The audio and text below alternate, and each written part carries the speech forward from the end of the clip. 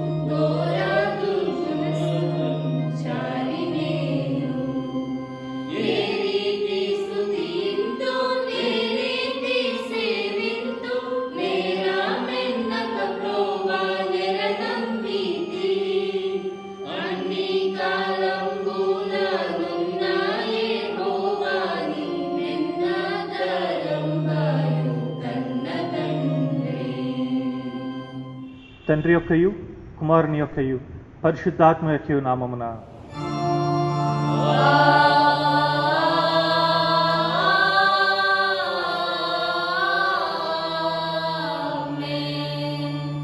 నీ వెలుగును నీ సత్యమును బయలుదేర చేయము, అవి నాకు త్రోవ చూపును. అవి నీ పరిశుద్ధ పర్వతమునకును నీ నివాస స్థలమునకు నన్ను తోడుకొని వచ్చును. అప్పుడు నేను దేవుని బలిపీఠమునద్దుకు నాకు ఆనంద సంతోషమును కలిగి చేయు దేవుని యొద్దకు చేరేదను. దేవా నా దేవా, సితారా వాయించుచు నీ కృతజ్ఞతాస్తుతులు చెల్లించేదను. ప్రభునందు ప్రియులారా, యథార్థ హృదయముతో మన తండ్రి అయిన దేవుని సమీపించి ఆయన ఎదుట మన పాపం ఒప్పుకొని మన ప్రభు అయిన యేసుక్రీస్తు పేరిట మనకు క్షమాపణ దయచేయమని వేడుకుందాము. ప్రభువు నామము వలననే మనకు సహాయము కలుగుచున్నది.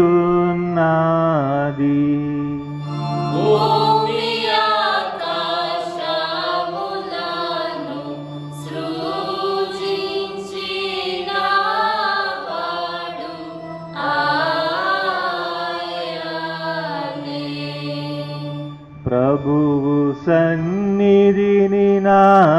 అతిక్రమములు నేనొప్పుకొందు నను కొంటిని.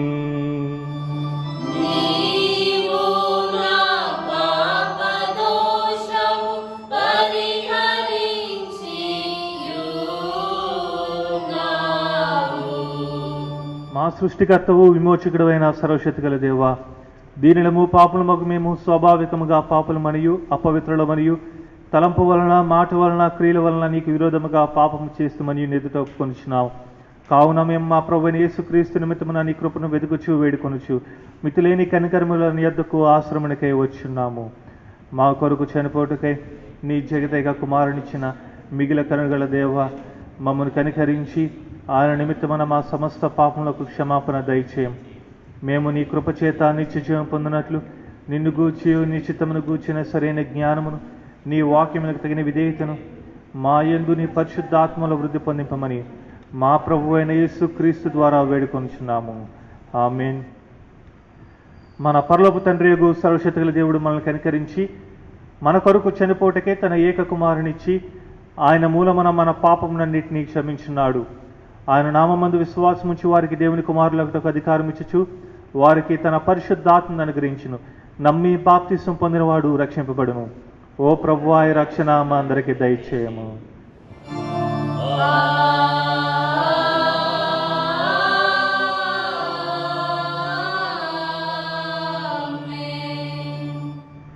ఈస్టర్ తర్వాతి 3వ ఆదివారం కొరకు ఏర్పాటు చేయబడిన ప్రారంభ గీతము మనం విందుము. ఈస్టర్ తర్వాతి 3వ ఆదివారం కొరకు ఏర్పాటు చేయబడిన ప్రారంభ గీతము. సర్వలోక నివాసులారా, దేవుని గూర్చి సంతోష గీతము పాడుడి. ఆయన నామ ప్రభావమును కీర్తించుడి. ఆయనకు ప్రభావమును ఆరోపించి ఆయనను స్తోత్రించుడి. నీ కార్యములు ఎంతో భీకరమైనవి. నీ బలాతిశయములను బట్టి నీ శత్రులు లొంగి నీ యొద్దకు వచ్చెదరు అని దేవునితో చెప్పుడి.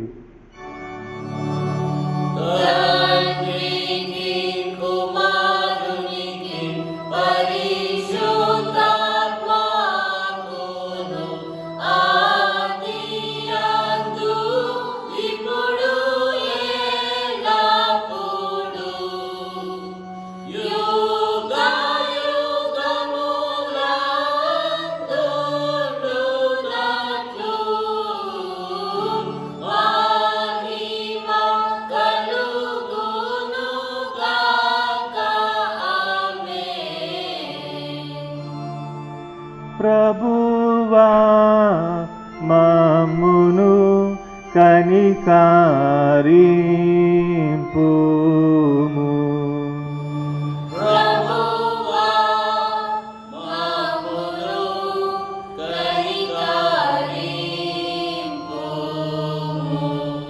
క్రీస్తు మమ్మును కనికరింపుము.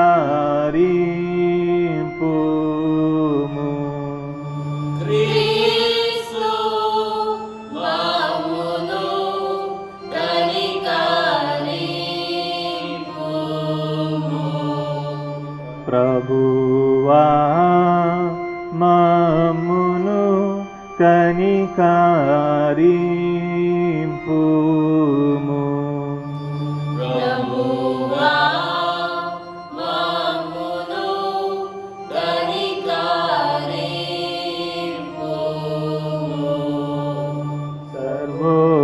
సర్వోన్నతమైన వాణిలో దేవునికి మహిమా.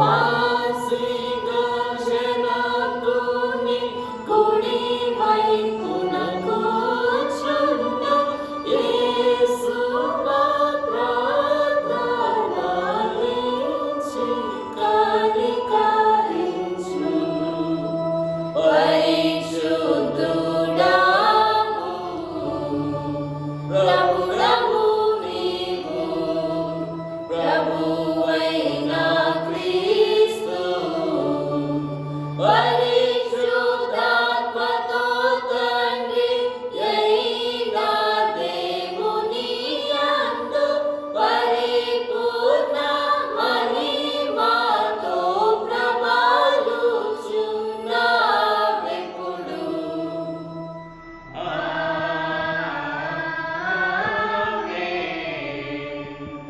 ప్రభువు మీతో నుండుగాక.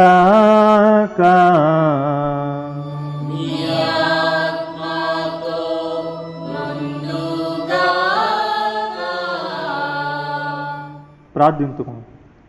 సర్వశక్తిగల దేవ, అక్రమస్తుల నీతి మార్గమును మల్లుకొనున్నట్లు వారికి నీ సత్యమును వెలుగును కనబరిచి ఉన్నావు. క్రీస్తు సహవాసంలోనికి చేర్చుకొనబడిన వారందరూ ఆ సహవాసము ప్రతికూలమైన వాటినన్నిటిని విసర్జించి అనుకూలమైన వాటినే చేయనట్లు అనుగ్రహింపమని నీతోనూ పరిశుద్ధాత్మతోనూ సదాయక దేవుడివై యుగయుగములు జీవించుచూ పరిపాలించినండు నీ కుమారుడును మా ప్రభువైన యేసు క్రీస్తు ద్వారా వేడుకొనుచున్నాము.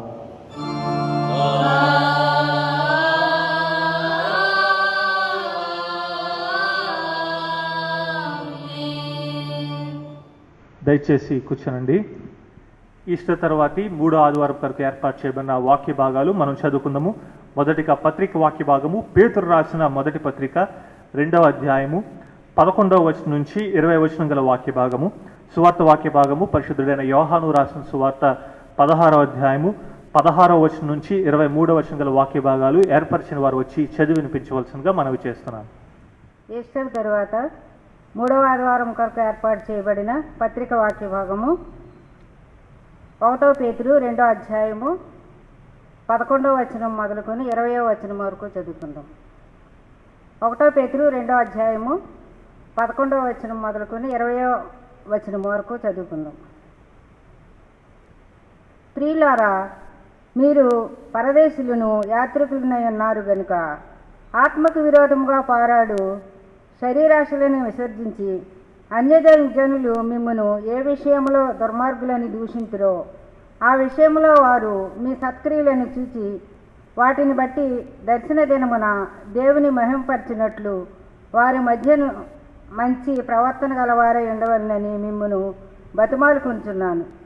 మనుష్యులు నియమించు ప్రతి కట్టడకును ప్రభువు నిమిత్తమై లోబడి ఉండుడి. రాజు అందరికీ అధిపతి అనియు నాయకులు దుర్మార్గులకు ప్రతిదండన చేయుటకును సన్మార్గులకు మెప్పు కలుగుటకును రాజు వలన పంపబడిన వారని వారికి లోబడి ఉండుడి. ఎలయనగా మీరిట్లు యుక్త ప్రవర్తన గలవారై అజ్ఞానముగా మాటలాడు మూర్ఖుల నోరు మూయుట దేవుని చిత్తము. స్వతంత్రులై ఉండియు దుష్టత్వమును కప్పిపెట్టుటకు మీ స్వాతంత్ర్యమును వినియోగపరచక దేవునికి దాసులమని లోబడి ఉండుడి. అందరినీ సన్మానించుడి, సహోదరులను ప్రేమించుడి, దేవునికి భయపడుడి, రాజును సన్మానించుడి. పనివార్లారా, మంచివారును సాత్వికులైన వారికి మాత్రము కాక ముష్కరులైన మీ యజమానులకును పూర్ణ భయముతో లోబడి ఉండుడి. ఎవడైనను అన్యాయముగా శ్రమ పొందుచు దేవుని గూర్చిన మనస్సాక్షి కలిగి దుఃఖము సహించిన ఎడల అది హితమగును. తప్పినమునకై దెబ్బలు తినినప్పుడు మీరు సహించిన ఎడల మీకేమి ఘనము? మేలు చేసి బాధపడినప్పుడు మీరు సహించిన ఎడల అది దేవునికి హితమగును. ఇందుకు మీరు పిలువబడితిరి. ఈ వాక్యం ఎంత పర్యాయం.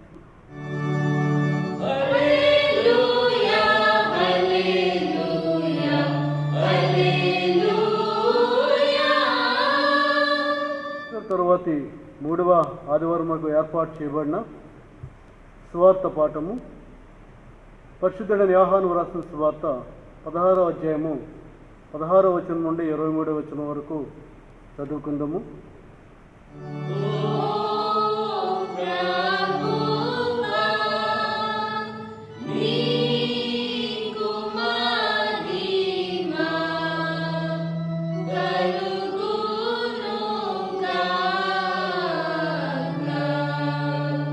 ఈస్టర్ తరువాతి మూడవ ఆదివారమునకు ఏర్పాటు చేయబడిన సువార్త పాఠ్యభాగము పరిశుద్ధుడైన యోహాను రాసిన సువార్త 16వ అధ్యాయము 16వ వచనం నుండి 23వ వచనం వరకు ఇలాగ వ్రాయబడి ఉన్నది.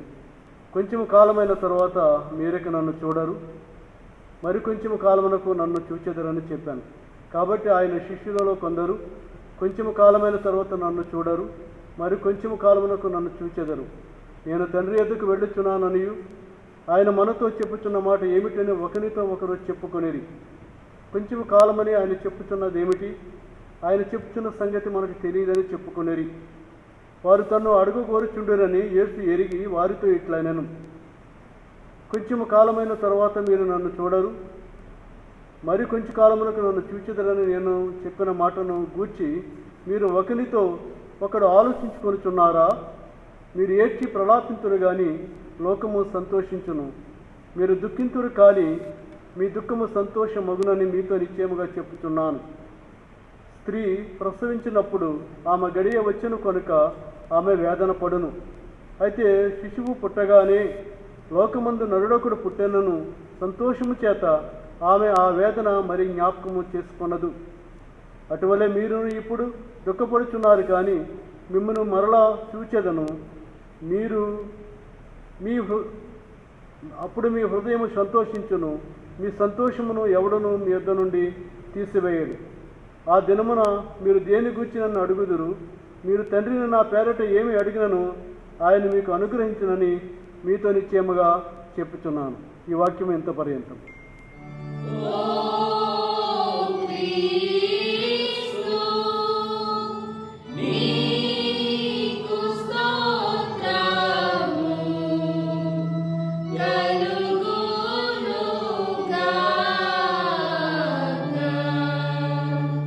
అందరము కలిసి మన విశ్వాసముగా అపోస్తుల విశ్వాస ప్రమాణాన్ని మనం ఒప్పుకుందాము. అపోస్తుల విశ్వాస ప్రమాణాన్ని ఒప్పుకుందాం. భూమి ఆకాశమును సృజించిన సర్వశక్తి గల తండ్రి అయిన దేవుని నమ్ముచున్నాను. ఆయన ఏకకుమారుడును మన ప్రభు అయిన యేసుక్రీస్తును నమ్ముచున్నాను. ఈయన పరిశుద్ధాత్మల గర్భమున ధరింపబడి కన్య అయిన మరేక పుట్టి పొంతు పిలాతు అధికారం కింద శ్రమపడి సిలువ వేయబడి చనిపోయి సమాధి చేయుననియు అదృశ్య లోకమునకు దిగిననియు చనిపోయిన వారి నుండి మూడో దినమున లేచి పరలోకమునకెక్కి సర్వశక్తుల తండ్రేగు దేవుని కుడి చేతి వైపున కూర్చుండి ఉన్నాడనియు సజీవులకును మృతులకును తీర్పు చేటుకు అక్కడి నుండి వచ్చిన నీవు నమ్ముచున్నాను. పరిశుద్ధాత్మను నమ్ముచున్నాను. పరిశుద్ధ క్రైస్తవ సంగమగు పరిశుద్ధుల సహవాసమును పాప క్షమాపణయు శరీర పునరుద్ధానమును నిత్య జీవమున్నవని నమ్ముచున్నాను. ఆమేన్. దయచేసి కూర్చోనండి. వాక్య ధ్యానానికి సిద్ధపాటుగాను అందరము కలిసి ఆంధ్ర క్రైస్తవ కీర్తన పుస్తకం నుంచి 440వ కీర్తన తనువు నాదిదిగోగా అనే కీర్తన పాడుకుని వాక్య ధ్యానానికి మనం సిద్ధపడదాం.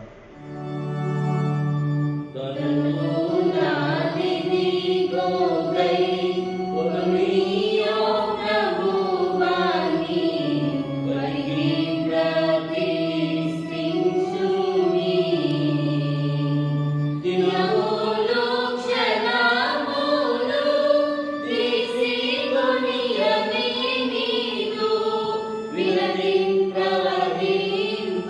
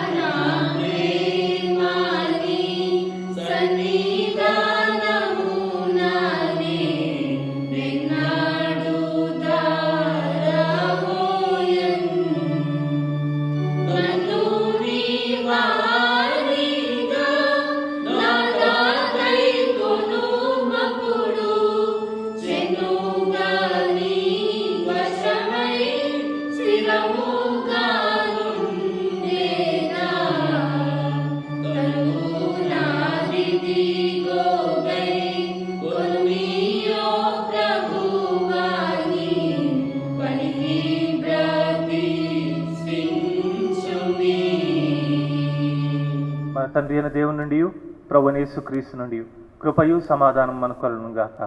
ఆమేన్.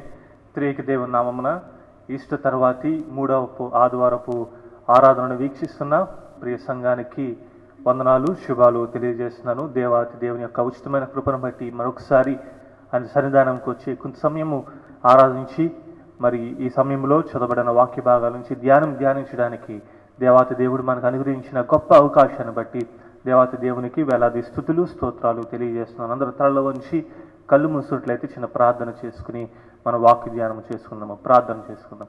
మహాపరిశుద్ధుడా, ప్రేమ కృపకర మా ప్రియ పదవ తండ్రి, ఇంత సమయము తండ్రి నీ సన్నిధానంలో ప్రభువా నిన్ను ఆరాధించడానికి మా జీవితంలో అనుగ్రహించిన కృపను బట్టి నీకు స్తుతులు స్తోత్రాలు చెల్లిస్తున్నాము నాయన. ఇదిగో ప్రభువా, చదవబడిన వాక్య భాగాల నుంచి కొంత సమయము తండ్రి నీ యొక్క వాక్యాన్ని ధ్యానించడానికి మేము సిద్ధపడుచుండగా మా హృదయ ధ్యానాలన్నీ ప్రభువా నీకు అంగీకారముడులాగా సహాయం చేయండి. నీ యొక్క జ్ఞానం మాకు అనుగ్రహించి విత్తబడిన వాక్యాన్ని ప్రభువా మా హృదయాలలో నూరంతులు ఫలింపజేసి అది మా జీవితంలో ప్రభువా అనుభవించుకునే రీతిగా మమ్మల్ని తీర్చిదిద్దమని వేడుకుంటున్నాం. అల్పునని నేను, బలహీనని నేను ప్రభువా వీరి మధ్య నిల్చుండగా నన్ను ముట్టి బలపరిచి ఈరోజు అందించవలసిన ఆత్మీయ ఆహారం అందరికీ దయచేయమని వేడుకొంచు మా ప్రభువును ప్రియరక్షకుడైన యేసుక్రీస్తు నామమున అడిగి వేడుకుంటున్నాము తండ్రి. ఆమేన్. చదవబడిన వాక్య భాగాలు సువార్త వాక్య భాగము, అదేవిధంగా పత్రిక వాక్య భాగము మనకు బాగా పరిచయమైన లేకపోతే సుపరిచితమైన వాక్య భాగాలు. మానవుని జీవితంలో మనం చూసుకుంటే మానవుడు అనుక్షణము లేకపోతే అనుదినము అనేక విధాలుగా అనేక శ్రమలు అనుభవిస్తుంటాడు. అనేక కష్ట సమయాల్లో ప్రయాణం చేస్తూ ఉంటాడు. ఆ కష్ట సమయంలో ప్రయాణం చేసేటప్పుడు ఖచ్చితంగా ఈ కష్టము పలానా రోజు ఆగిపోతుంది, లేకపోతే పలానా సమయంలో దీనిని పూర్తి చేస్తాను, లేకపోతే ఈ యొక్క కష్టం అనేది పోతుంది అనే నిరీక్షణతో ఆ కష్టాన్ని జయించడానికి ప్రయత్నము చేస్తూ ఉంటారు. కానీ ఒకసారి ఆలోచిద్దాము, ఆ నిరీక్షణ లేకపోతే ఆ కష్ట సమయం అనేది చాలా బాధాపూరితమైన సమయం కింద మనం గమనించవచ్చు. ఏ మానవుడైనా సరే, ఏ వయసు చెందిన వారైనా సరే కష్టము పలానా సమయంలో పోతుంది అనే నిరీక్షణ లేకుండా ఉంటే కనుక ఖచ్చితంగా అది ఎప్పుడు పోతుందనే భయముతో లేకపోతే ఆవేదనతో అనేక విషయాల బట్టి ఆ వ్యక్తి బాధపడే పరిస్థితి ఉంటుంది. అదే రీతిగా నిరీక్షణ అనేది ఈ యొక్క కష్టమైన పరిస్థితుల్లో చాలా అవసరమైన అంశము. యోబు ఎన్నో శ్రమలు అనుభవించాడని చెప్పుకుంటుంటాం. అటువంటి యోబు కూడా నిరీక్షణ గురించి ఎదురు చూసిన పరిస్థితులు. యోబు రాసిన యోబు గ్రంథము 7వ అధ్యాయము 6వ వచనం మనం చూస్తే గనక, నా దినములు నేత గాని నాడే కంటెను వడిగా గతించున్నవి, నిరీక్షణ లేక అవి క్షయమైపోవచ్చున్నవి, నిరీక్షణ లేక అవి క్షయమైపోవచ్చున్నవి అనే విషయము యోబు జ్ఞాపకం చేసుకుంటున్నాడు. అదేవిధంగా యోబు గ్రంథము 17వ అధ్యాయము 15వ వచనంలో మనం చూస్తే, నాకు నిరీక్షణ ఆధారం ఏది, నా నిరీక్షణ ఎవనికి కనబడును, నిరీక్షణ గురించి ఎదురు చూస్తున్న పరిస్థితులు, ఎంతో శ్రమను అనుభవిస్తున్న పరిస్థితుల్లో నిరీక్షణ గురించి ఎదురు చూస్తున్న పరిస్థితులు. ఈ నిరీక్షణ అనేది మానవుడు కష్ట సమయంలో ఉన్నప్పుడు ఒక ఊరటలాగా, ఒక ఉత్సాహాన్ని ఇచ్చే విధంగా మనకు కనబడుతుంటుంది. అదే సమయంలో మనం ఒకసారి ఆలోచిస్తే ఇశ్రాయేలు చరిత్రలో ఇశ్రాయేలీలు 70 సంవత్సరాలు బబులోను చెరలో పట్టబడినప్పుడు 70 సంవత్సరాలు ఆ అన్యపు దేశపు ఆ రూలింగ్లో వారు జీవిస్తున్న తరుణంలో ఇర్మియా ప్రవక్త వారికి ప్రవచనం అందజేస్తున్నాడు. ఇదిగో దేవుడు ఒక నిరీక్షణ అనుగ్రహిస్తున్నట్టు ఒక వాగ్దానాన్ని ప్రవచించడం మనం చూస్తున్నాము. ఇర్మియా గ్రంథము 29వ అధ్యాయము 11వ వచనంలో మనం చూస్తే, నేను మిమ్మల్ని గూర్చి ఉద్దేశించిన సంగతులను నేను ఎరుగుదును, రాబో కాలమందు మీకు నిరీక్షణ కలుగునట్లుగా అవి సమాధానకరమైన ఉద్దేశములే గాని హానికరమైనవి కావు, ఇదే యెహోవా వాక్కు. దేవుని యొక్క మాటలు తెలియజేస్తూ, మీరు బాధపడుతున్నారు, శ్రమను అనుభవిస్తున్నారు, కానీ దేవుని యొక్క ఉద్దేశము మీ పట్ల మంచిగానే ఉందా తప్ప మిమ్మల్ని ఇబ్బంది పెట్టే రీతిగా లేకపోతే బాధ పెట్టే రీతిగా చెడుగా లేదు. మిమ్మల్ని ఉద్దేశించిన ప్రతి ఉద్దేశం, మీ గురించి ఉద్దేశించుకున్న ప్రతి ఉద్దేశము చాలా మంచిగా ఉన్నదనే విషయాన్ని ఒక ఎజూరెన్స్, ఒక కరుణతో కూడిన మాటలు ప్రవక్త ఇర్మియా ఇశ్రాయేలీయులకు తెలియజేయడం మనం చూస్తున్నాం. అదే రీతిగా ప్రభువైన యేసుక్రీస్తు నరావతారికి ఈ లోకానికి వచ్చినప్పుడు ఆయన చేసిన పరిచర్య అంతట్లో కూడా ఆయన దయాకరుణ చూపించడం మనం చూస్తున్నాం. లేకపోతే అవతల వారి పట్ల ఆవేదనతో బాధపడుతున్న వారి పట్ల ఒక కరుణ హృదయం కలగవాడే ఉండడము మనం చూస్తున్నాం. ఎవరైతే బాధపడుతున్నారో వారికి చేయూతను అందించడం మనం చూస్తున్నాం. మత్తయి రాసిన సువార్త 15వ అధ్యాయము 32వ వచనంలో మనం చూస్తే, ఆ కొండ మీద ప్రసంగం సమయంలో మనం చూస్తే అంతట యేసు తన శిష్యులను పిలిచి, ఈ జనులు నేటికి 3 దినముల నుండి నా యొద్దనున్నారు. వారికి తిననేమీ లేదు గనుక వారి మీద కనికరపడుచున్నాను. వారు మార్గములలో మూర్చిపోదురేమో అని వారిని ఉపవాసముతో పంపివేయుటకు నాకు మనసు లేదని వారితో చెప్పాను.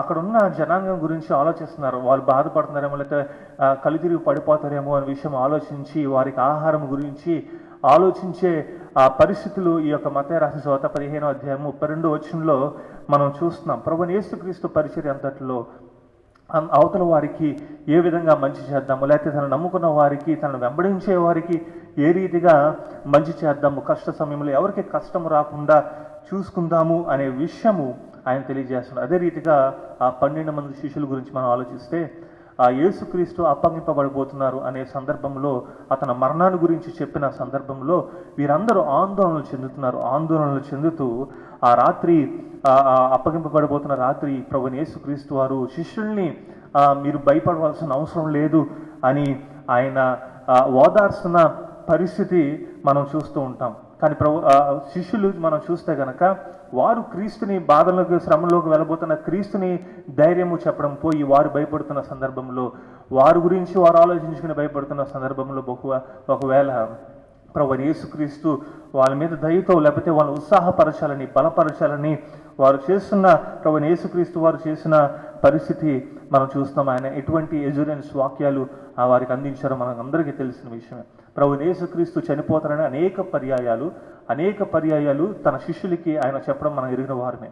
అయినా సరే వారు అర్థం చేసుకోలేనటువంటి పరిస్థితి, దాన్ని అంగీకరించలేనటువంటి పరిస్థితి. అదే రీతిగా ఈరోజు చదవబడిన సువార్త వాక్య భాగము యోహాను రాసిన సువార్త 16వ అధ్యాయంలో మనం చూస్తే మళ్ళీ ఆయన ఈ మాటలు చెప్తున్నారు. ఇదిగో నేను వెళ్తాను, మళ్ళీ వస్తాను, మళ్ళీ వెళ్తాను అనే విషయాన్ని ఆయన తెలియజేస్తున్నారు. అనేక మారులు తన శ్రమల గురించి, మరణము గురించి, పునరుద్ధానం గురించి తన శిష్యులతో సంభాషించిన పరిస్థితులు అనేక మార్లు ఉన్నాయి. అయినా సరే శిష్యులు దాన్ని అంగీకరించలేనటువంటి పరిస్థితి. కొన్నిసార్లు ఈరోజు చదవబడిన వాక్య భాగం చూస్తే వారు ఆందోళన చెందుతున్న పరిస్థితి. ఏంటి, ఆయన ఏం మాట్లాడుతున్నారు, వెళ్ళిపోతానంటున్నారు, వస్తానంటున్నారు, మళ్ళీ వెళ్తానంటున్నారు అని ఆందోళన చెందే పరిస్థితి. ఆందోళన చెందే శిష్యులకి ఈరోజు చదవబడిన సువార్త వాక్య భాగంలో ఆయన ఒక ఎజురెన్స్, ఒక కంఫర్ట్, ఆదరణ మాటలు ఆయన ఇవ్వడము మనం చూస్తున్నాం. ఇదే రీతిగా మనము కూడా ఉన్న పరిస్థితుల్లో, అట్ ప్రజెంట్ ద సినారియోలో మనం చూస్తే అనేక విషయాలలో ఆందోళన చెందుతున్నాం. ఈ కరోనా వైరస్ గురించి ఆందోళన, ఆరోగ్యం గురించి ఆందోళన, ఈ యొక్క వ్యవసాయాల గురించి ఆందోళన, మన యొక్క జీవిత శైలి గురించి ఆందోళన, మన యొక్క వ్యాపారాల గురించి, లేకపోతే ఎకానమీ గురించి ఆందోళన, మరి ప్రాముఖ్యంగా మన యొక్క ఆత్మీయ జీవితం గురించి, మన యొక్క ఆరాధనల గురించి ఆందోళన చెందే పరిస్థితి. ఆరాధించలేకపోతున్నాము, దేవాలయాలకు వెళ్ళలేకపోతున్నాము, లేకపోతే రేపొద్దున ఉద్యోగాలు ఊడిపోతాయేమో, ఉద్యోగంకు జాయిన్ అయిన తర్వాత ఎటువంటి ఓవర్ డ్యూటీస్ చేయాలి, లేకపోతే మన సాంఘిక జీవితం ఏ రీతిగా మారిపోబోతుంది అనే ఆందోళన చెందే పరిస్థితుల్లో ఈరోజు ప్రపంచమంతా ఆందోళన చెందుతున్న పరిస్థితులను చూస్తున్నాం. ఈరోజు చదవబడిన వాక్య భాగాల నుంచి అంత డైరెక్ట్గా ఈ కరోనా వైరస్ గురించి కాకపోయినా ఈ చదవబడిన వాక్య భాగం నుంచి యాప్గా కొన్ని విషయాలు, ఈ ఆందోళన, 3 ఆందోళనల గురించి ప్రస్తావించి ప్రభువైన యేసుక్రీస్తు లేకపోతే బైబిల్ గ్రంథము ఏ రీతిగా మనం ఉద్దేశించి చక్కటి ఆదరణ మాటలు తెలియజేస్తున్నారో, లేకపోతే ధైర్యంగా ఏ రీతిగా ఉండాలనే విషయము మేము ముందుంచాలని ఆశపడుతున్నారు. ఈ ఆందోళన చెందుతున్న సందర్భంలో మనము స్పిరిచువల్ అడ్వెంచరిజం చూపెడుతూ ఉంటాం. కొన్నిసార్లు చాలా చోట్ల వింటున్నాం. ఇటువంటి సందర్భంలోనే కరపత్రాలు పంచడం కానీ, లేకపోతే ఆరాధనలు నిర్వహించడం కానీ, నేను ఆరాధన దేవాలయంలో చేయకపోతే బహుశా నేను ఆత్మీయ జీవితంలో క్షీణించిపోతాననే ఆందోళన చెందుతూ చాలామంది స్పిరిచువల్ అడ్వెంచరిజం ప్రదర్శించడం మనం చూస్తున్నాం. దానిని బట్టి అనేక విమర్శలు కూడా క్రైస్తవత్వం పైన మనం ఎదుర్కొంటున్న పరిస్థితులు, క్రైస్తవత్వం పైన కాకుండా అనేక విషయాల్లో, అనేక విశ్వాసాలపైన విమర్శలు మనం చూస్తున్నాం.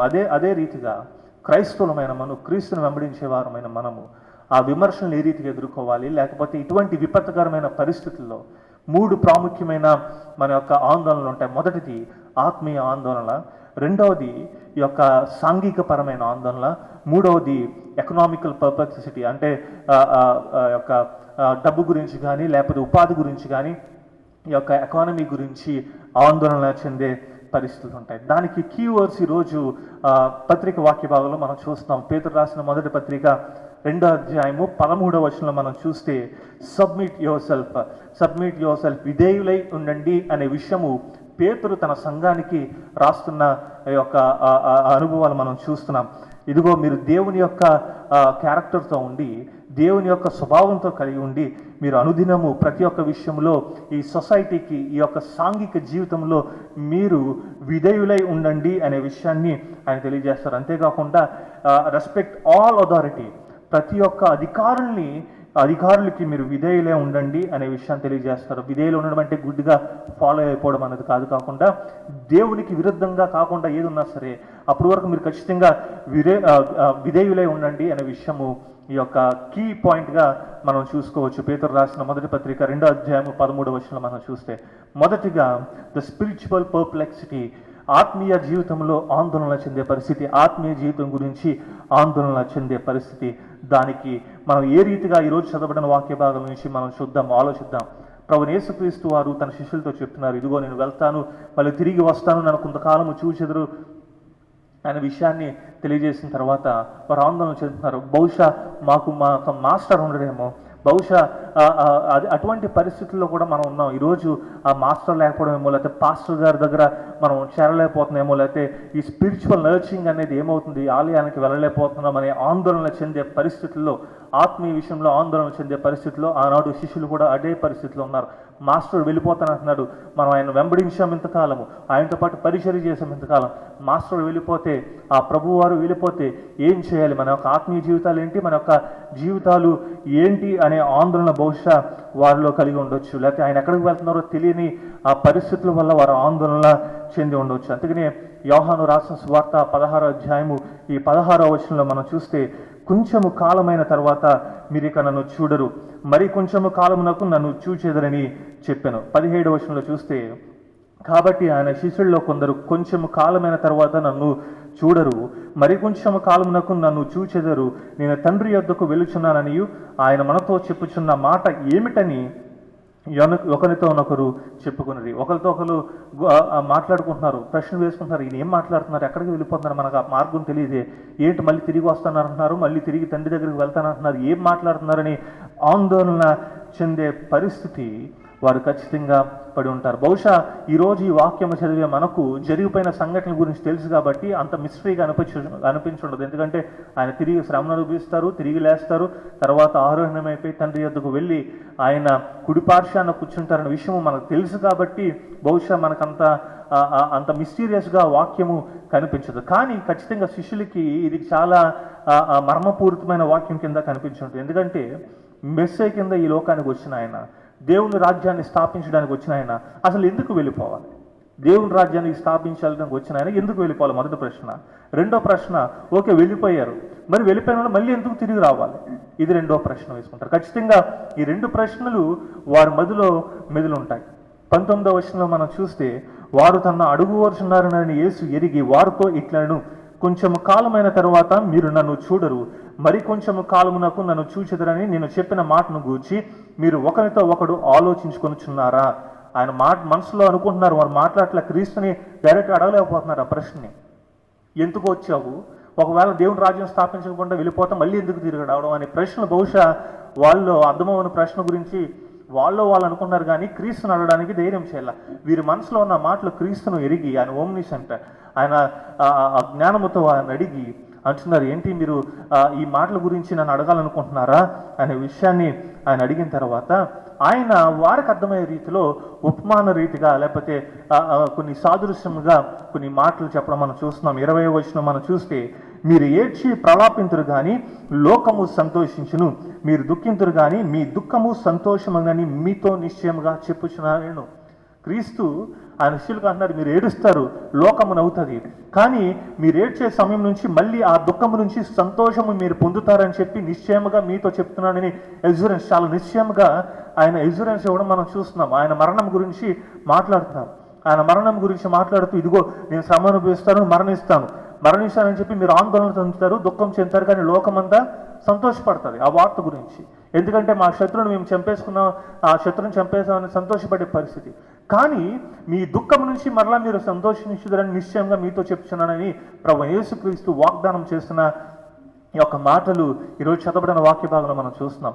మీరు ఆందోళన చెందుతున్న నిజమే, మీ ఆందోళనకు ఒక అర్థం ఉంది. కానీ గమనించండి, నేను నిశ్చయంగా చెప్తున్నాను, మీ ఆందోళన నుంచి, మీ దుఃఖము నుంచి మీరు సంతోషించుదని నిశ్చయంగా మీరు చెప్తున్నారని ప్రభువైన యేసుక్రీస్తు వారు వాగ్దానము చేస్తున్నారు. అంటే దాని అర్థము, మీరు దుఃఖపడుతున్న ఆ సంఘటన మళ్ళీ చెరిగిపోయి కొత్త సంఘటన, మీకు ఆనందపరిచే కొత్త సంఘటన నేను ఇస్తానని అర్థం కాదు. అది రెసిప్రోకేట్ చేయను నేను, లేకపోతే అండూ చేయను దాన్ని. ఆ దుఃఖం నుంచే మీకు సంతోషం కలుగజేస్తానని చెప్పి ప్రభువైన యేసుక్రీస్తు అన్నాడు. ఆనాడు శిలువ మరణాన్ని బట్టి వాళ్ళు ఆందోళన చెందొచ్చు, కానీ ఆ శిలువ మరణాన్ని మళ్ళీ తీసేసి కొత్తగా వేరే ఇన్సిడెంట్ వాళ్ళ ఆనందాన్ని పొందడానికి ఇవ్వడంలే. ఆ శిలువ నుంచే నిరీక్షణ వారికి అనుగ్రహిస్తున్నారు. ఆ శిలువ నుంచే రక్షణను వారికి అనుగ్రహిస్తున్నారు. ఆ దుఃఖము ఏ సింబల్ అయితే దుఃఖాన్ని వారు కలిగజేస్తుందో అదే సింబల్ రాబోయే దినాలంతట్లో, లేకపోతే రాబోయే తరాల వరకు అదొక నిరీక్షణ సింబల్ కింద మీకు అనుగ్రహించబోతున్నాను. ఆ దుఃఖమే సంతోషం కింద మారుతుంది అనే విషయము ఆయన తెలియజేస్తున్నారు. అంటే cross is the foundation of Christian Joy. ఆ సిలువను, ఆ దుఃఖముని సంతోషం కింద మార్చిన పరిస్థితి. అదొక ఉదాహరణ చెప్తే 21వ వచనంలో మనం చూస్తే, స్త్రీ ప్రసవించినప్పుడు ఆమె గడియ వచ్చెను గనక ఆమె వేదన పడును. అయితే శిశువు పుట్టగానే లోకమందు నరుడొకడు పుట్టినను సంతోషము చేత ఆమె ఆ వేదన మరి జ్ఞాపకము చేసుకున్నదు. ప్రసవ బాధ పడుతున్న తల్లి ఎంతో బాధపడుతుంటుంది, చాలా ఆవేదనలు, ఎంతో శ్రమను అనుభవిస్తుంటుంది. కానీ ఎప్పుడైతే బిడ్డలకి జన్మం ఇచ్చిందో వెంటనే ఆ బాధ అంతా మర్చిపోతుంది. అసలు ఎక్కడికి వెళ్ళిపోతుందో తెలియదు. బాధ అంతా మర్చిపోయి ఆనందించే పరిస్థితిలో ఉంటుంది. ఈరోజు శ్రమ పడుతున్న వారు, లేకపోతే ఆనాడు శిష్యులు, బహుశా మీరు శ్రమ పడుతున్న సందర్భంలో ఆ శ్రమ కొంతకాలం ఉంటుంది. కానీ ఎప్పుడైతే ఆయన పునరుద్ధానుడై తిరిగి లేస్తాడో ఆ శ్రమను మర్చిపోయే పరిస్థితికి వెళ్తారు. చాలా ఆందోళన చెందే పరిస్థితి నుంచి మళ్ళీ తిరిగి ఆనందించే పరిస్థితి మీకు కలుగు చేస్తానని చెప్పి ఆయన శిష్యులకి ఆనాడు ఆయన వాగ్దానం చేస్తున్నాడు. దుఃఖము నుంచి సంతోషాన్ని మీకు కలుగు చేస్తానని చెప్పి ఆయన వాగ్దానం చేస్తున్నారు. మీ శ్రమ కొద్ది కాలమే ఉంటుంది, ఇది షార్ట్ టర్మ్, కొద్ది కాలం ఉంటుంది, నేను వాగ్దానం చేస్తున్నాను. ఆ శ్రమ నుంచి ఖచ్చితంగా మిమ్మల్ని విముక్తిని చేసి మంచి ఆనందకరమైన సమయంలోకి మిమ్మల్ని తీసుకువెళ్తాను అనే విషయాన్ని ఆయన తెలియజేస్తున్నారు. ఆనందకరమైన సమయంలోకి ఏ రీతిగా అంటే తర్వాత 23-24 వచనంలో మనం చూస్తే ఆ వాగ్దానం కనబడుతుంటుంది. 16వ అధ్యాయం 23వ వచనంలో చూస్తే, ఆ దినమున మీరు దేని గూర్చి నన్ను అడుగరు, మీరు తండ్రిని నా పేరిట ఏమి అడిగినను ఆయన మీకు అనుగ్రహించినని నీతో నిశ్చయంగా చెప్పుచున్నానను. నా నామమున మీరేమైనా అడిగితే ఖచ్చితంగా అది మీకు అనుగ్రహిస్తాను అనే విషయాన్ని ఆయన తెలియజేస్తున్నారు. ఆనాడు యాక్చువల్గా ఈ తిరిగి కనబడతాననే విషయం ఒకసారి ఆలోచిస్తే, క్రీస్తు ఆ మాట, నేను పునరుద్ధానుడే తిరిగి లేచి మిమ్మల్ని మళ్ళీ కనబడతాననే విషయాన్ని గురించి కాకుండా, నేను ఎప్పుడైతే ఆరోహణమైపోయి తండ్రి కుడిపార్శ్వాన కూర్చుంటానో ఆనాడు నన్ను ఏమి అడగరు. ఎందుకంటే 40 రోజులు క్రీస్తు దేవుని యొక్క రాజ్యం గురించి అనేక ప్రశ్నలు వారు అడిగినట్టు మనం చూస్తున్నాం. అనేక ప్రశ్నలు అడిగారు ఆ 40 డేస్లో. కానీ ఎప్పుడైతే తండ్రి కుడిపార్శ్వాన కూర్చున్నారో మళ్ళీ ప్రశ్న అడగడం లేదు. దానికి బదులు ఆయన ఆదరణకర్తను పంపించాడు, పరిశుద్ధాత్మను పంపించాడు. ఎప్పుడైతే ఆ హోలీ స్పిరిట్ ఇన్వెల్స్ ఇన్ యూ, ఆ పరిశుద్ధాత్మ నీలో ఉంటుందో ఆనాడు ఖచ్చితంగా నువ్వు జ్ఞానము పొందుకుని ప్రతిదానికి ఆ ఆదరణ బట్టి నువ్వు ముందుకు వెళతావు అనే విషయాన్ని ఆయన తెలియజేస్తున్నాడు. నా నామమును మీరు అడగండి. ఏదో ఆ ప్రేయర్ ఎండింగ్లో మనం ఇన్ జీసస్ నేమ్ ఇప్పుడే దేవుని ప్రభువైన యేసుక్రీస్తు వారి పేరట అడుగుతున్నాము తండ్రి అనే ఒక మంత్రము కింద మనం వాడకుండా, నిజముగా ఆయన ఒక రిచువలిస్టిక్ ప్రేయర్లో కాకుండా నిజముగా ఆయన నామమును అడిగినప్పుడు ఖచ్చితంగా పరిశుద్ధాత్మ పొందుకుని ఆ నిరీక్షణ ఆనందంతో మనం ముందుకు వెళ్ళే వారంగా ఉంటాం. ప్రభువైన యేసుక్రీస్తు వాగ్దానం చేస్తున్నారు, ఇదిగో ఈ సమయంలో మీరు శ్రమ పడవచ్చు, ఈ సమయంలో మీరు ఆందోళన చెందవచ్చు, కానీ నిశ్చయముగా చెప్పుచున్నాను మీ దుఃఖము నుండి మీకు సంతోషము కలుగజేయుచునని ఆయన వాగ్దానం చేస్తున్నాడు. ఈరోజు ఆత్మీయ జీవితం గురించి అనేక విధాలుగా ఆందోళన చెందే పరిస్థితి, ఈ కరోనా వైరస్ లాక్డౌన్ పరిస్థితిని బట్టి మనము ఆరాధనకు వెళ్ళలేకపోతున్నాము, లేకపోతే ఆలయానికి వెళ్ళలేకపోతున్నాము, అందరూ కలిసి ఒక చోట కూర్చుని ఆరాధించలేకపోతున్నామని ఆందోళన చెందే పరిస్థితులు ఉంటే ప్రభువైన యేసుక్రీస్తు వాగ్దానం చేస్తున్నాను, నిశ్చయముగా మీ దుఃఖము నుంచి లేకపోతే మీ యొక్క ఆందోళన నుంచి ఆనందకరమైన రోజులు మీకు అనుగ్రహిస్తానని చెప్పి ఆయన వాగ్దానం చేస్తారు. శిష్యుడికి వాగ్దానం చేసినట్టు ఇట్స్ షార్ట్ టర్మ్ ఈ పర్పెక్సిటీ, ఇది కొంతకాలమే, కొంత సమయమే ఈ యొక్క ఆందోళన ఉంటుంది. కానీ ప్రభువైన యేసుక్రీస్తు వాగ్దానం చేస్తున్నారు, ఇదిగో ఆ దుఃఖము నుంచి మీకు సంతోషము కలుగజేస్తానని వాగ్దానం చేస్తున్నాను. మీరు చేయాల్సిందంతా క్రీస్తును నమ్మాలి, ఆయన అనుగ్రహించిన ఆ పరిశుద్ధాత్మ మీద విశ్వాసం ఉంచినప్పుడు, ఆ పరిశుద్ధాత్మకు ఉభయ అయినప్పుడు, ఆ విధేయత చూపించినప్పుడు, ఆ పరిశుద్ధాత్మకు ఆయనకు విధేయత చూపించినప్పుడు వారు ఖచ్చితంగా మీ ఆందోళన పోతుంది. ఎప్పుడైతే క్రీస్తు మాటలు వారు విధేయత చూపించారో, లేకపోతే పరిశుద్ధాత్మ వారు పొందుకుని దానికి విధేయత చూపించారో, వారు దుఃఖము నుంచి ఆనందకరమైన సమయంలోకి శిష్యులు వెళ్ళారు. ఈరోజు మన పరిస్థితి కూడా అదే. ఆత్మీయ జీవితం గురించి, నా స్పిరిచువల్ నర్చరింగ్ గురించి బహుశా మీరు ఆందోళన చెందే పరిస్థితులు ఉంటే, ఆయనకి విధేయులై ఉండి పరిశుద్ధాత్మక విధేయులు ఉన్నప్పుడు ఖచ్చితంగా ఆ ఆందోళన నుంచి ఆనందకరమైన పరిస్థితిలోకి వెళ్ళే పరిస్థితి మనం, లేకపోతే అటువంటి అనుభవంలోకి వెళ్ళేవారంగా ఉంటాం. రెండవది ఆందోళన చెందే పరిస్థితులు దేని గురించి అంటే సామాజికంగాను లేకపోతే ఆరోగ్యపరమైన ఆందోళన మనం ఉంటాం. ఈ యొక్క కరోనా వైరస్ గురించి ఆ యొక్క సామాజికంగాను ఆందోళనకరమైన లేకపోతే ఆరోగ్యపరమైన ఆందోళనలు కలిగి ఉంటుండం మనం చూస్తున్నాం. యాక్చువల్గా ఈ స్పిరిచువల్ పర్ప్లెక్సిటీ, ఈ ఆత్మీయ జీవితం గురించి ఆందోళనలు బట్టి మనం చేసే కొన్ని దప్పిదాలు బట్టి అవతల వారు మనం విమర్శించే రీతిగా కనబడుతూ ఉంటుంది. ఆ విమర్శ నుంచి తప్పించుకోవడానికి, లేకపోతే విమర్శ పాలవకుండా ఉండడానికి ఈ మిగతా 2 పాయింట్స్ మేము ముందుంచాలని ఆశపడుతున్నాను. రెండోది ఈ సామాజిక జీవితంలో లేకపోతే ఈ యొక్క ఆరోగ్యపరమైన పర్ప్లెక్సిటీ నుంచి, ఆందోళన నుంచి ఏ రీతిగా తప్పించుకోవాలి. What is the future? ఈ ఉన్న పరిస్థితుల్లో నా భవిష్యత్తు ఏంటనే ఆందోళన, లేకపోతే నా చదువులు ఏంటి, ఎగ్జామ్స్ రాయలేదు, లేకపోతే అకాడమిక్ ఇయర్ ఎప్పుడు స్టార్ట్ అవుతుంది, ఎప్పుడు ఎండ్ అవుతుందని ఆందోళన, లేకపోతే నా ఫ్రీడమ్ ఏది ఒక చోటన బందీ అయిపోయిన పరిస్థితి, ఫ్రీగా తిరగలేనటువంటి పరిస్థితి. ఇటువంటి ఈ సామాజిక పరమైన ఆందోళన చెందుతున్న సందర్భంలో, సైకలాజికల్గా చాలా ఆవేదన చెందుతున్న పరిస్థితుల్లో చదవబడిన పత్రిక వాక్య భాగము పేతురు రాసిన మొదటి పత్రిక 2వ అధ్యాయము 13-14 వచనంలో చూస్తే చాలా క్లియర్గా దానికి ఒక కీ పాయింట్ లేకపోతే దానికి ఒక ఆన్సర్ మనకు కలుగజేస్తున్నారు. పేతురు చెప్తున్నాడు ఆ సంఘానికి రాస్తూ 13వ వచనంలో మనం చూస్తే, మనుషులు నియమించు ప్రతి కట్టడమును ప్రభువును నిమిత్తమై లోబడి ఉండుడి. 14వ వచనంలో చూస్తే, రాజు అందరికిని అధిపతి అనియు నాయకులు దుర్మార్గులు ప్రతిదండన చేయుటకును సన్మార్గులకు మెప్పు కలుగునట్లు రాజు వలన పంపబడిన వారిని వారికి లోబడి ఉండుడి అనే విషయము ఆ సంఘానికి తెలియజేస్తున్న పరిస్థితులు. రాజులకి లేకపోతే ప్రభుత్వపు అధికారులకి పరిపాలించే వారికి విధేయులై ఉండండి అనే విషయం తెలియజేస్తాడు. ఎందుకు విధేయులై ఉండాలంటే ఈ ప్రభుత్వము చేసే 3 చాలా ప్రాముఖ్యమైన పనులు ఏంటంటే, మొదటిది ఈ చెడుని వారు దూరం చేయడానికి ప్రయత్నం చేస్తుంటారు. టు రిస్ట్రైన్ ఈవిల్, ఈ చెడుని దూరం చేయడానికి ప్రయత్నం చేస్తుంటారు. రెండవది ఈ సమాజం యొక్క మంచి కోసము వారు కొన్ని పనులు చేస్తూ ఉంటారు, వాటి గురించి ఆలోచించి వారి పనులు చేస్తుంటారు. మూడవది తప్పు చేసే వాళ్ళని శిక్షిస్తూ ఉంటారు.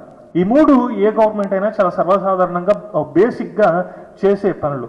కాబట్టి పేతురు ఆ సంఘానికి రాస్తూ మాట్లాడుతున్నాడు, ప్రభుత్వానికి మీరు ఖచ్చితంగా, ప్రభుత్వ అధికారానికి మీరు ఖచ్చితంగా లోబడి ఉండండి. ఎందుకంటే వారు శాంతి సమాధానం నెలకొల్పడానికి, ఈ యొక్క ఆందోళన చెందే పరిస్థితుల్లో ఉన్న సందర్భంలో వారు దానిని శాంతి సమాధానంతో నెలకొల్పడానికి ప్రభుత్వాలు ప్రయత్నం చేస్తాయి. కాబట్టి వారిని మీరు వారికి విధేయులై ఉండడి అనే విషయాన్ని తెలియజేస్తారు. వాళ్ళు ఎవరైనా సరే, అన్యులైనా సరే, లేకపోతే మిమ్మల్ని హింస పెట్టేవారైనా సరే, ఎవరిని, ఏ అధికారిని మీరు విడిచిపెట్టొద్దు, వారికి మీరు విధేయులై ఉండడి అనే విషయము ఆయన తెలియజేస్తున్నాడు. ఎందుకంటే అధికారులు దేవుని చేత నియమింపబడిన వారు కాబట్టి దేవుని మీద నమ్మకంతో వారికి విధేయులై ఉండండి అని విషయాన్ని తెలియజేస్తున్నారు. మొదటిగా ఎవరికంటే రాజుకి విధేయులై ఉండండి అంటున్నాడు. రాజు దేవుని చేత ఏర్పాటు చేయబడిన వారు, ఒక అధికారి దేవుని చేత ఏర్పాటు చేయబడిన వారు. ఒకవేళ వారి ఐడియాలజీకి విరుద్ధంగా ఉండొచ్చు, కానీ నువ్వు ఖచ్చితంగా ఆ అధికారికి మీరు విధేయులే ఉండాలని చెప్తున్నారు. ఈ పరిస్థితులు ఎప్పుడు చెప్తున్నారంటే, నీరో చక్రవర్తి ఉన్న సందర్భంలో ఈ క్రైస్తవులు చెప్తున్న మాటలు. నీరో చక్రవర్తి ఎంత క్రూరుడో అందరికీ తెలిసిన విషయమే, క్రైస్తవుల్ని ఏ రీతిగా హింసించాడో అందరికీ తెలిసిన విషయమే. అయినా సరే ఆ రాజుకి మీరు విధేయులే ఉండండి అని చెప్పి ఈ క్రైస్తవ సంఘానికి ఆయన అపోస్తలుడైన పేతురు ఆయన చెప్తున్న మాటలు, మీరు విధేయులే ఉండండి అని చెప్తున్నారు. That's the key point.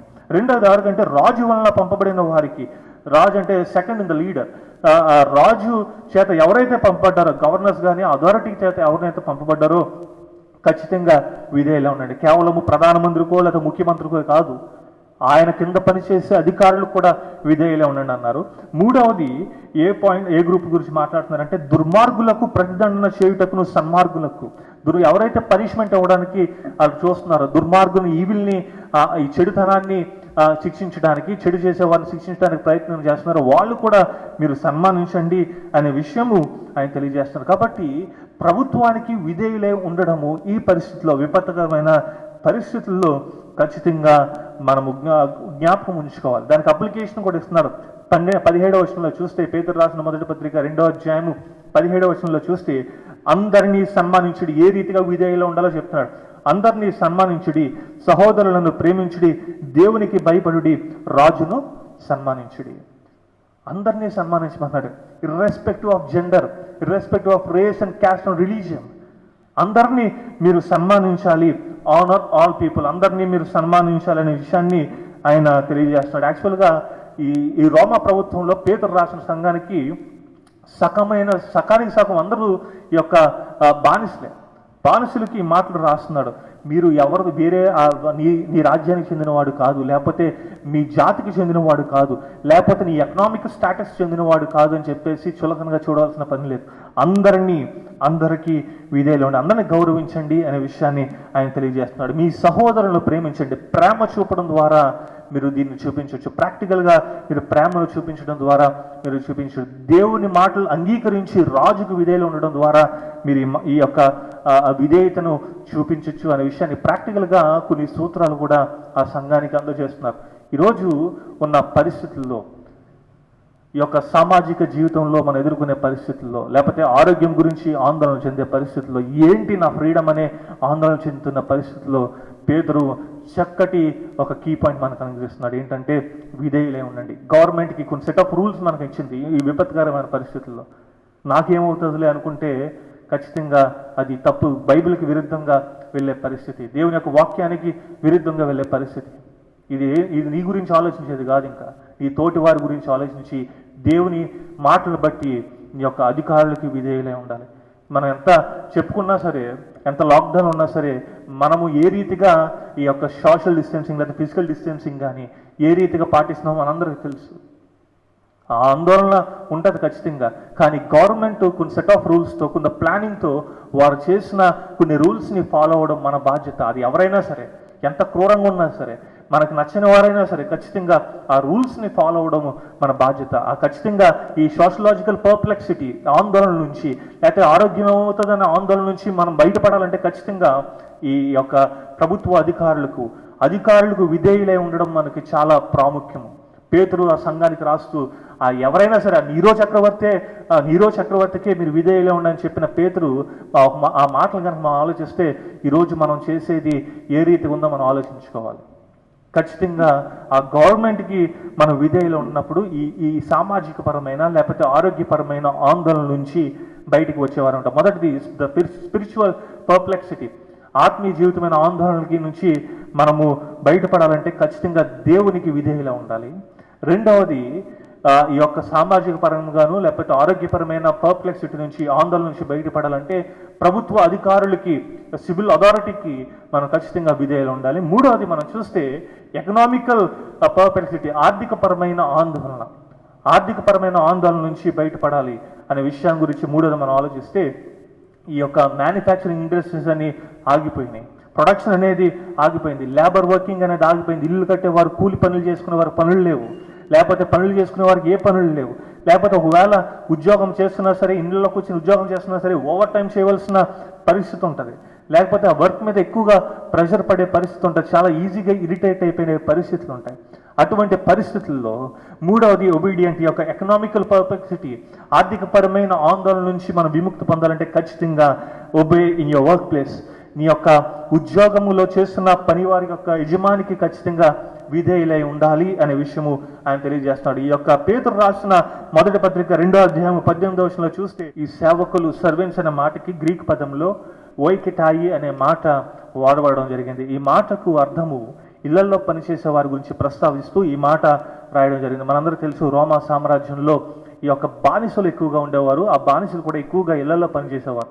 వారు డాక్టర్స్ దగ్గర నుంచి, ఈ ఉడుచుకునే వారు దగ్గర నుంచి చిన్న చిన్న పనులు చేసేవారు, రైతుల దగ్గర నుంచి అందరూ అనేక విధాలుగా పనులు చేసేవారు. ఈ రోమా సామ్రాజ్యంలో బానిసల కింద వచ్చిన వారు, ఇళ్లలో పనిచేసే వారి గురించి, ఎక్కువగా సంఘస్థుల గురించి మాటలు ప్రస్తావిస్తూ పేతురు రాస్తున్న మాటలు ఈరోజు మనము చూస్తున్నాం. ఒకసారి ఆలోచిద్దాము. ఈ హౌస్ హోల్డ్ వర్క్ అనేది చేసే ముందు అందరూ ఆయా ప్రాంతంలో ఆయా పనులు చేస్తున్నవారు. కొంతమంది గవర్నమెంట్ ఆఫీసర్స్ అయి ఉండొచ్చు, కొంతమంది డాక్టర్స్ అయి ఉండొచ్చు, కొంతమంది లాయర్స్ అయి ఉండొచ్చు, టీచర్స్ అయ్యవచ్చు, మిలిటరీ వారు అయి ఉండొచ్చు, ఇంకా ఆయా పనులు చేసేవారు అయి ఉండొచ్చు. తిరిగి వచ్చినప్పుడు బానిసల కింద చేస్తున్న పనుల్లో ఇళ్లలో కూడా కొంతమంది ట్యూషన్ చెప్పేవారు, కొంతమంది ఆరోగ్య పరిస్థితులు చూసుకునేవారు, కొంతమంది అకౌంట్స్ చూసుకునేవారు. ఇటువంటి పనుల్లోనే వారు ఉండేవారు. కాబట్టి వారి గురించి మాట్లాడుతూ ఒకవేళ వారికి రైట్స్ లేకపోయినా బానిసల కింద జీవిస్తున్న మీ యజమానులకి లోబడి ఉండండి అనే విషయము దాని గురించి ప్రస్తావిస్తూ ఈ మాట రాయడం మనం చూస్తున్నాం. అనేక పనులు చేసేవారు, బానిసలుగా ఉండి అనేక పనులు చూసేవారు. వారి గురించి మాట్లాడుతూ మీ యజమానికి ఖచ్చితంగా మీరు లోబడి ఉండండి అనే విషయాన్ని తెలియజేస్తారు. వాళ్ళు ఎంత హార్ష్గా ట్రీట్ చేస్తున్నారు మనకు తెలుసు. బానిసలను ఎంత దారుణంగా ట్రీట్ చేసేవారు, యానిమల్స్తో పోల్చుకుని. లేకపోతే వారు మాట్లాడతారంటే వారు కూడా జంతువులతోనే వారు సమానంగా చూసేవారు. చాలా హార్ష్గా, చాలా క్రూయల్గా హింసించేవారు. అయినా సరే ఆ బానిసలుగా చెప్తున్నాడు, పేతురు మాట్లాడుతూ అంటున్నాడు, ఇదిగో మీ యజమానులకి లోబడి ఉండండి అనే విషయము మనం తెలియజేస్తాం. మనకు అనుకోవచ్చు స్లావరీని, బానిసత్వాన్ని ఈ యొక్క క్రైస్తవత్వము ఆనాడు ప్రోత్సహించిందంటే నేను అంటాను, క్రైస్తవత్వము బానిసత్వాన్ని ఎప్పుడూ ప్రోత్సహించలేదు, కానీ లోబడి ఉండండి అనే విషయం మాత్రము తెలియజేయడము మనం చూస్తున్నాం. ఒకవేళ నీ యజమాని చెప్పేది నీ దేవుని యొక్క స్క్రిప్చర్కి లేకపోతే నీ దేవుని యొక్క కట్టడాలకి విరుద్ధంగా ఉంటే అప్పుడు వరకు మీరు లోబడి ఉండండి, లేకపోతే అప్పుడు లోబడి ఉండకుండా ఉండండి అనే విషయము బహుశా డైరెక్ట్గా చెప్పకపోయినా మీ దేవునికి మాత్రం ఏ రీతిగా విరుద్ధంగా చెయ్యొద్దు అనే విషయాన్ని తెలియజేస్తున్నాడు. ఎందుకంటే దేవుని కట్టడానుసారము జీవించండి అని చెప్పి పేతురు అన్నాడు.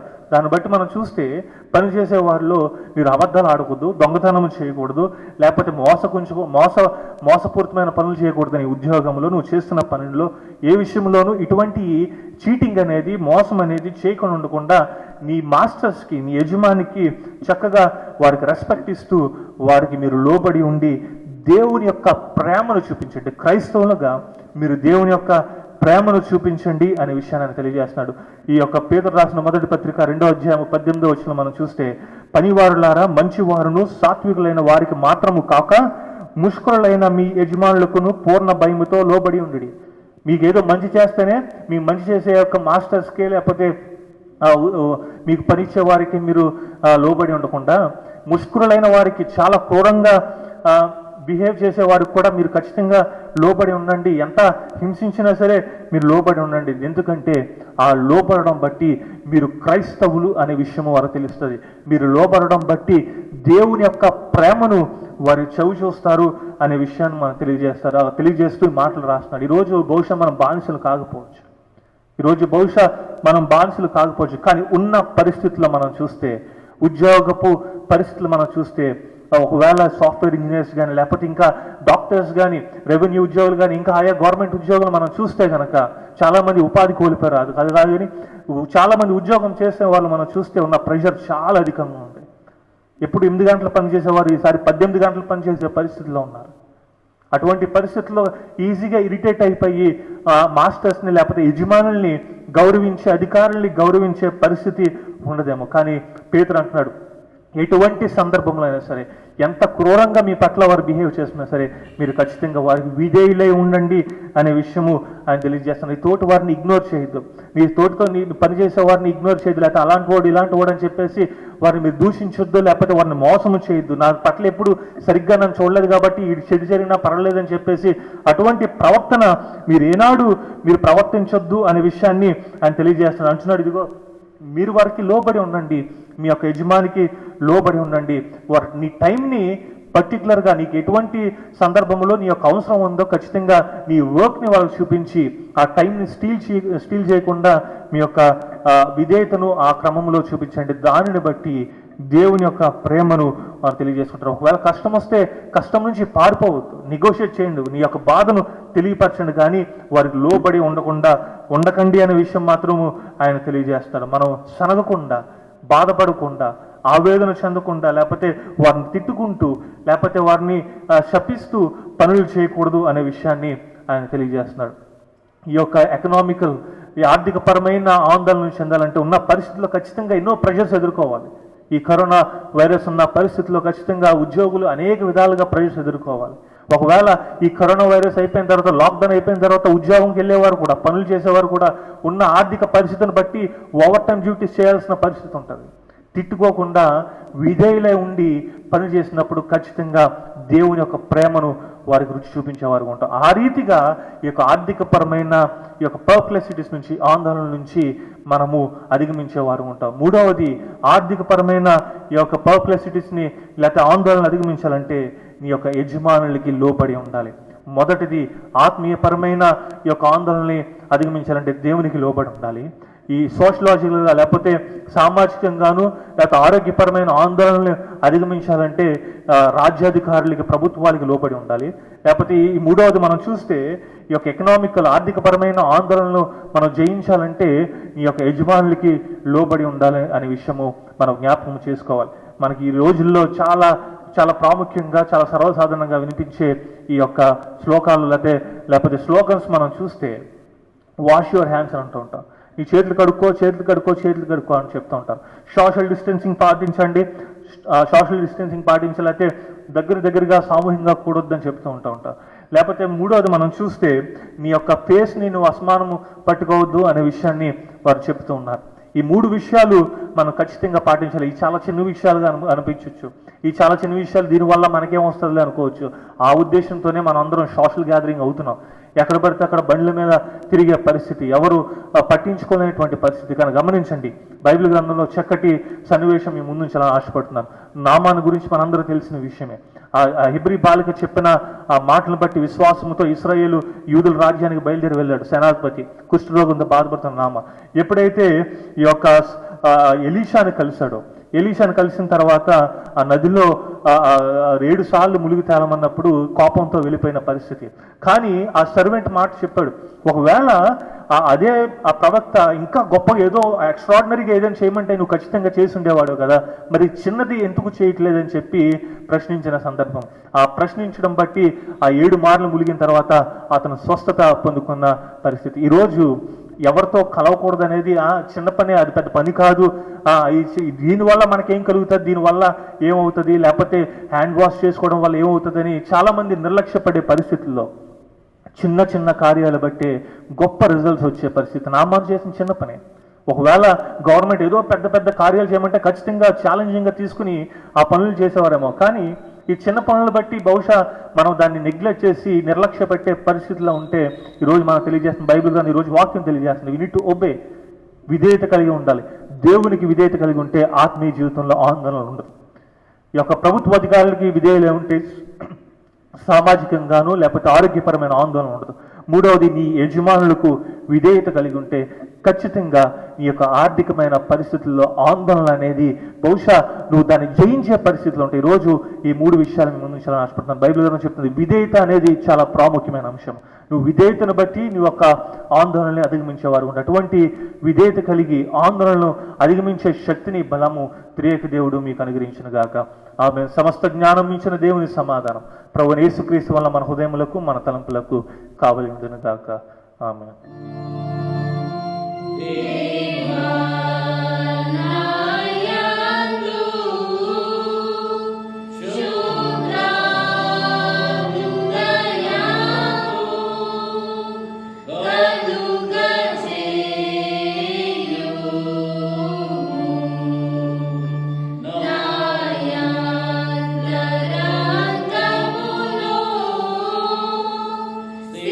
స్థిరమైన మనసులో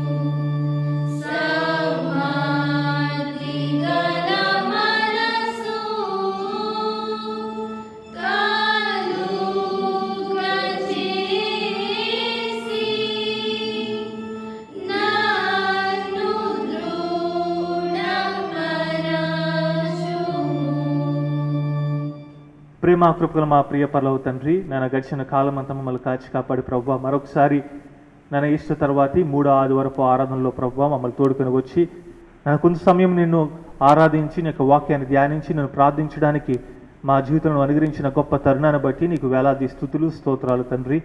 ప్రభువా, ఎటువంటి పరిస్థితుల్లో నీ సన్నిధానం చేరినామో నువ్వు ఎరిగినవాడు తండ్రి. ఇదిగో ప్రభువా నాన్న, మా యొక్క విన్నపాలన్నీ నువ్వు అంగీకరించండి. మా ఆరాధనలో మా స్తుత్యాగాలన్నీ మీరు అంగీకరించమని వేడుకుంటున్నాం. నన్ను ఆరాధన వీక్షిస్తున్న వారందరినీ ప్రభువా మీరు పేరు పేరున దీవించి ఆశీర్వించమని వేడుకుంటున్నాం తండ్రి.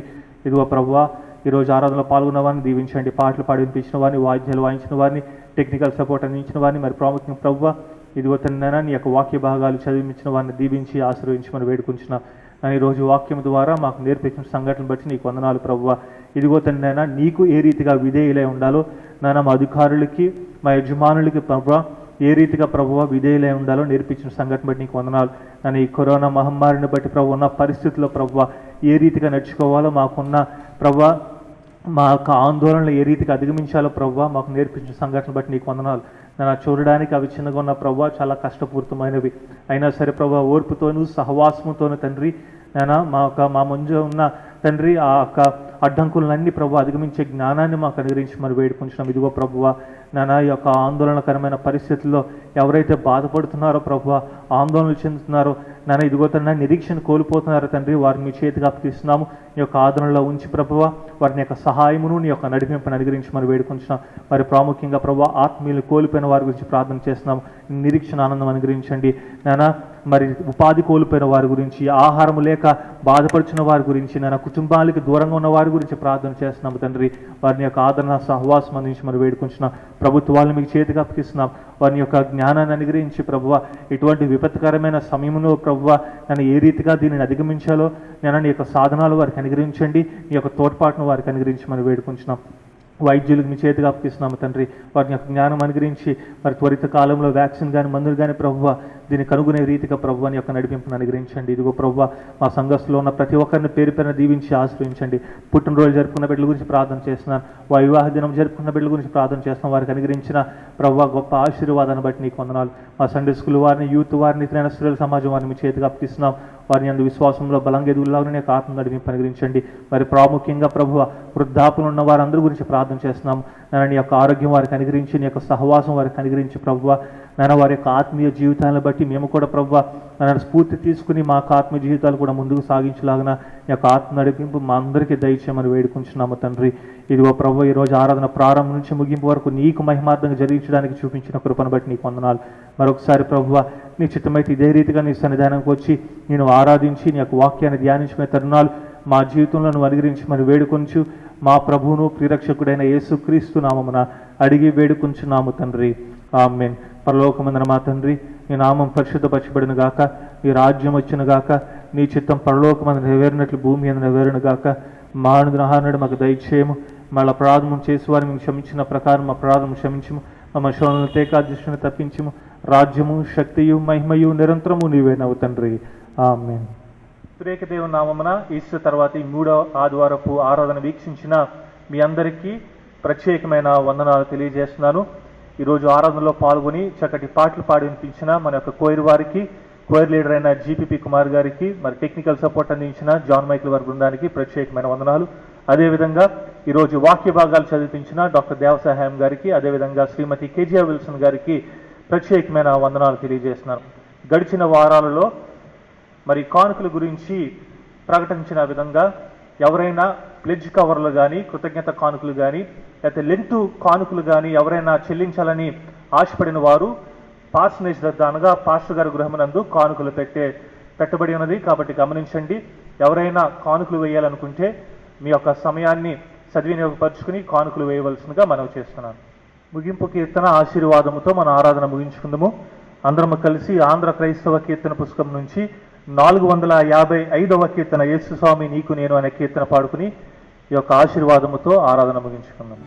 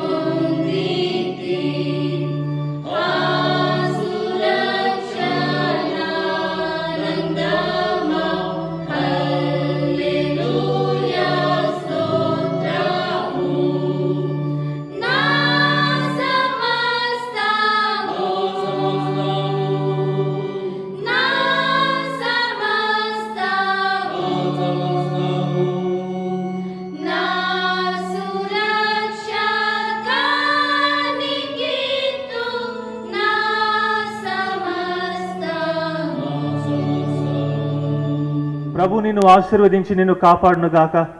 ప్రభు నీకు తన సన్నిధి ప్రకాశింపజేసి నిన్ను కరుణించునుగాక. ప్రభు నీ మీద తన సన్నిధి కాంతి ఉదయింపజేసి నీకు సమాధానము కలుగజేయునుగాక.